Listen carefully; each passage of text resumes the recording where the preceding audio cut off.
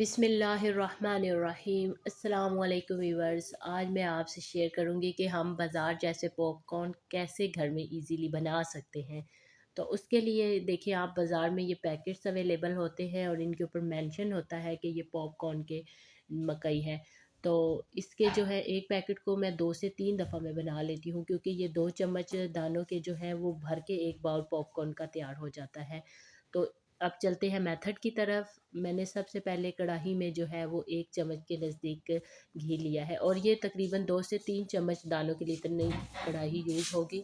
और अभी मैंने इसमें चौथाई चम्मच जितना नमक शामिल किया है, क्योंकि इसमें नमक का जायका मज़े का लगता है, इसलिए नमक थोड़ा तेज़ रखा है मैंने। और अब हमने नमक और घी को अच्छे से मिक्स कर लिया है, और आप देख सकते हैं जितने दाने मैंने शामिल किए, ये तकरीबन 2 से ढाई चम्मच के नज़दीक दाने हैं। और एक मज़े की बात ये भी आपको बता दूं कि अगर आपके घर में कोई बीपी का पेशेंट है, तो आप बग़ैर नमक के भी उसको ये पॉपकॉर्न बना के दे सकते हैं। आप जस्ट इसमें घी शामिल करें और फिर दानों को इसमें भून लें, और फिर कवर करके उनको पॉपकॉर्न बना दें।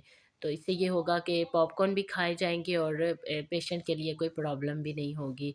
और अब ने हमने इनको भून के अच्छे से सेट कर लिया है, और अब हम इसको कवर करेंगे।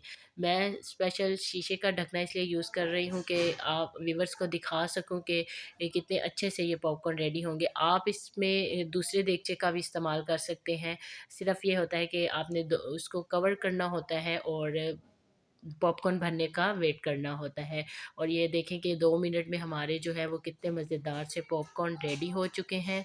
और आपने भी इनको ज़रूर ट्राई करना है, क्योंकि ये बिल्कुल भी टाइम नहीं लेते और बहुत ही मज़ेदार से पॉपकॉर्न तैयार हो जाते हैं। तो दुआओं में आपने रमज़ान में हमें लाज़मी याद रखना है। और अगर आपको मेरी ये रेसिपी पसंद आई है, तो आपने मेरे चैनल को सब्सक्राइब करना है। अल्लाह हाफ़िज़।